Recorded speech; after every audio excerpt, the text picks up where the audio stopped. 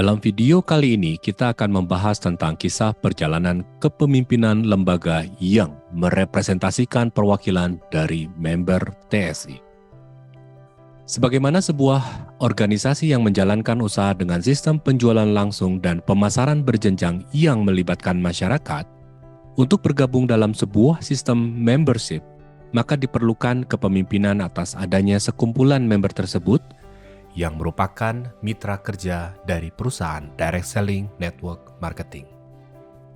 PT Tridaya Sinergi Indonesia memandang penting untuk memberi dukungan kepada member agar melahirkan sebuah lembaga kepemimpinan member TSI yang dipimpin dan dikelola oleh member TSI, bukan oleh perusahaan. Bagaimana kisahnya? Kami akan membagikan untuk Anda dalam video grafis kali ini.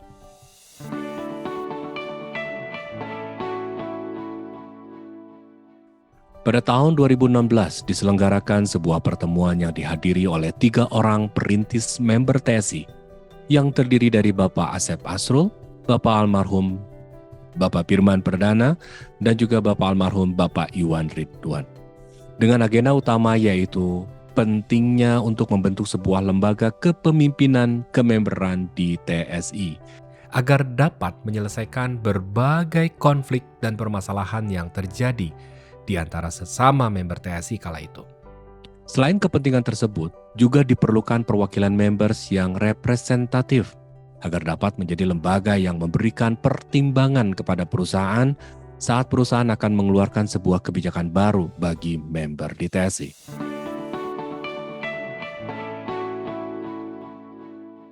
Pertemuan berlanjut di tempat cikal bakal TSI berdiri, yaitu Cibanjaran. Pertemuan bukan hanya dihadiri oleh 3 perintis saja, namun juga beserta perwakilan leaders saat itu yang kemudian menghasilkan Piagam Cibanjaran pada tanggal 24 Oktober 2016 dan memaktub 5 hal penting. Yaitu yang pertama, kesepakatan untuk melakukan perbaikan jaringan, penyamaan kesepahaman, dan penyelesaian konflik jaringan. Yang kedua, kesepakatan untuk membentuk leader Komite Nasional. Lalu yang ketiga, kesepakatan untuk menyamakan support system secara nasional. Yang keempat, kesepakatan untuk mendukung dan loyal pada kebijakan dari Ketua LCN selama berorientasi pada kemaslahatan member dan mendorong LCN untuk memfasilitasi terbentuknya LC wilayah. Piagam ini ditandai secara bersama oleh 3 perintis dan perwakilan leader pada saat itu yang kemudian diajukan kepada perusahaan untuk meresmikan sebagai sebuah lembaga bernama LCN. Dengan 4 nama yang pada saat itu dalam kondisi saat itu dipandang mampu untuk dapat mengemban amanah menjadi Dewan Pimpinan Lembaga LCN.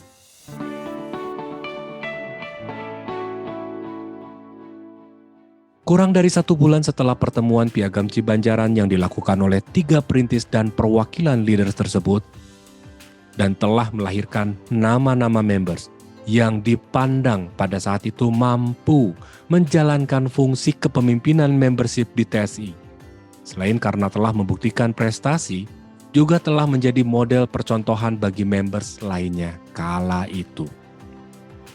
Melalui piagam peresmian yang ditandatangani oleh Bapak Komisaris Utama Tridaya Sinergi Indonesia, Bapak Badrul Ulum, pada tanggal 14 November 2016 dan disaksikan langsung oleh CEO Tridaya Sinergi Indonesia, Bapak Badrul Mutakin. Beserta Dewan Perintis pada saat itu Bapak Asep Asrul, Bapak Firman Perdana, dan Bapak Iwan Ridwan.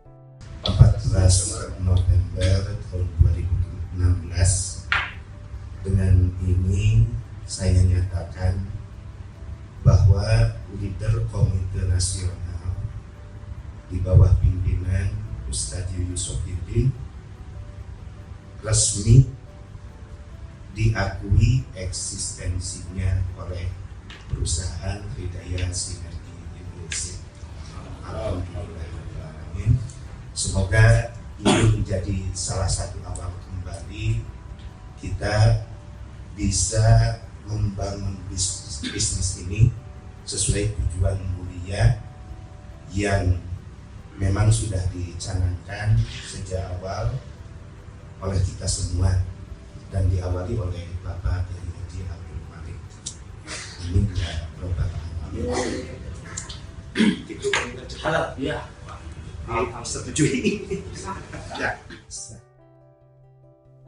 Meresmikan 4 nama leaders yang diajukan dalam Piagam Cibanjaran, yaitu yang pertama adalah Bapak Yuyu Sopiudin, yang bertindak sebagai ketua dari Dewan LCN. Yang kedua ada Bapak Agus Sulaiman, yang ketiga Bapak Doni Rahman Maulana, dan yang keempat Bapak Ahmad Sanusi.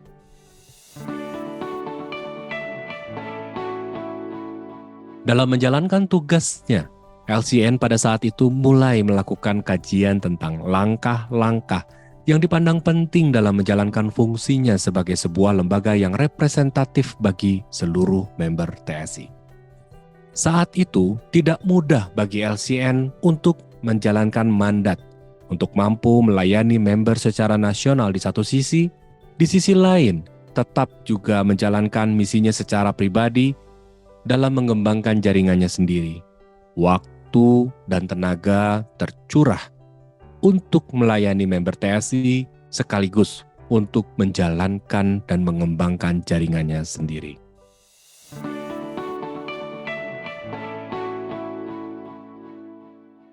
Selain merupakan mandat dari Piagam Cibanjaran, pembentukan LC daerah adalah salah satu upaya agar tercapainya efektivitas pelaksanaan kerja LCN, mengingat cakupan nasional yang membutuhkan kerja bersama dan sama-sama bekerja, berkolaborasi. Dewan Pimpinan LCN membentuk kepemimpinan LC di daerah-daerah dan secara bertahap telah terpilih para ketua LC daerah. Di antaranya, Tasikmalaya, Bapak Egis Kadarsyah, yang sejatinya telah terbentuk bahkan sebelum adanya LCN. Bocimi, Bapak Irwan. Sukabumi, Bapak Ade Pipo. Karawang, Bapak Ade Anwar Wahyudin. Banten, Bapak Udin. Sumedang, Bapak Deni Nurzaman. Majalengka, Bapak Ustadz Jendi Andanawiguna.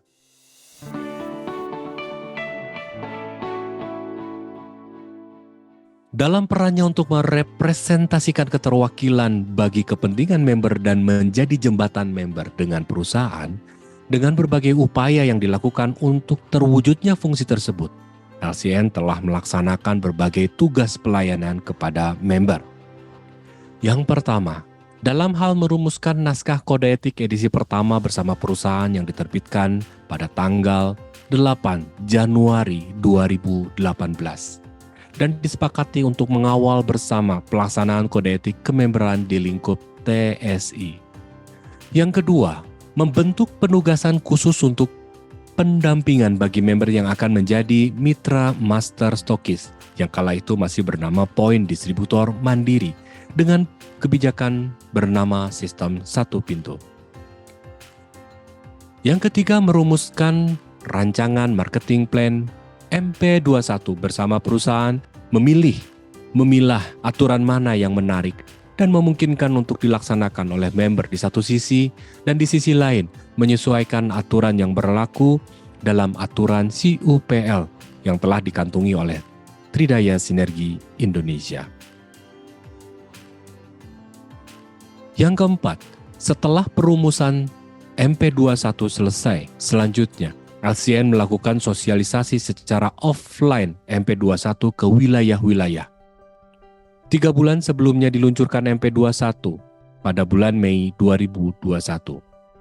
Hal ini dilakukan agar member mampu lebih siap untuk menghadapi berbagai perubahan yang signifikan terjadi pada aturan marketing plan.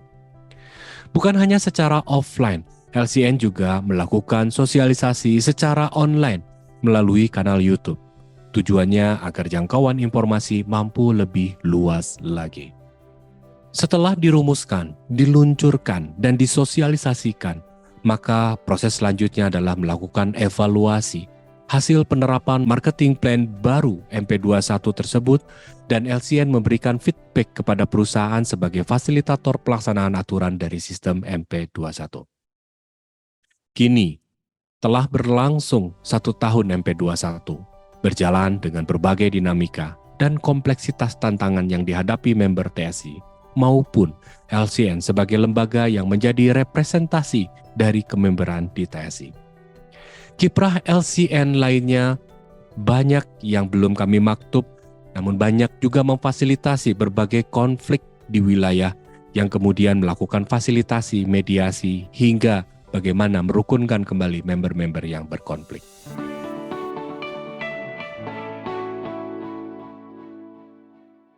Setelah 5 tahun berlalu, LCN beserta perintis memandang penting untuk melakukan pembahasan tentang evaluasi kinerja LCN dan seraya kembali mengingatkan poin-poin yang termaktub dalam Piagam Cibanjaran sebagai sebuah refleksi pada pencapaian tugas dan mandat yang diemban beserta kompleksitas tantangan yang dihadapi di lapangan dalam peranannya sebagai LCN. Perusahaan yang diminta untuk memfasilitasi sebuah pertemuan dengan agenda untuk melakukan evaluasi dan bagaimana pentingnya untuk menguatkan fungsi dari keterwakilan membership TSI secara menyeluruh dan utuh. Sementara di sisi lain, Dewan LCN memberikan usulan bahwa diperlukan keberlanjutan estafeta kepemimpinan membership di TSI. Maka dengan itu, pada hari Sabtu 10 September 2022, Dewan LCN, perintis dan manajemen menandatangani surat Purna Bakti Kepemimpinan LCN masa bakti 2016 sampai dengan 2022. Berita acara nomor 001-LCN-9-2022. Bismillahirrahmanirrahim. Pada hari ini yang bertanda tangan di bawah ini Dewan Perintis Jaringan PT Tridaya Sinergi Indonesia setelah menimbang keberlangsungan masa bakti Leader Komite Nasional periode tahun 2016-2022 mengingat 1. Piagam Cibanjaran tertanggal 24 Oktober 2016 yang ditandatangani oleh 3 perintis jaringan.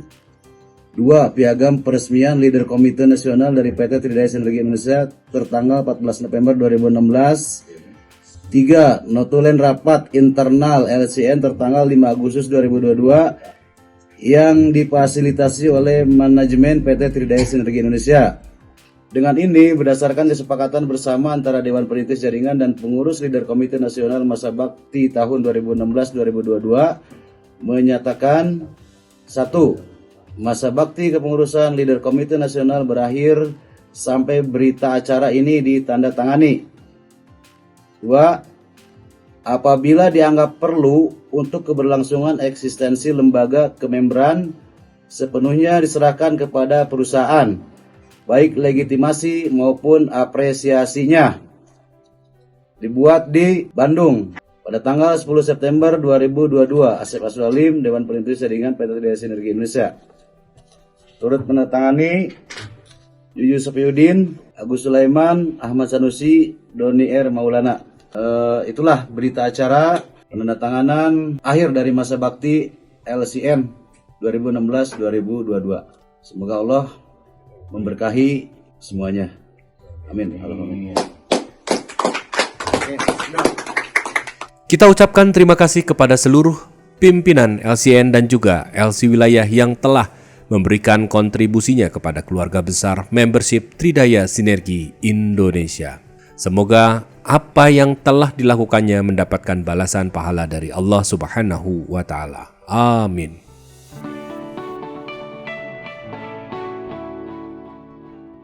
Sebagai sebuah perusahaan network marketing, sejatinya memiliki keterwakilan membership yang semakin terus bertumbuh dari masa ke masa. Tidak bisa tidak. Maka perusahaan Tridaya Sinergi Indonesia menyambut baik gagasan, ide, dan pandangan dari seluruh member TSI untuk dapat berkontribusi dalam polling yang akan menampung aspirasi suara dari Anda, member TSI. Nantikan polling leadership TSI dan pastikan Anda berkontribusi dengan mengisi polling tersebut. Sekali lagi, kita ucapkan terima kasih LCN Masa Bakti 2016-2022.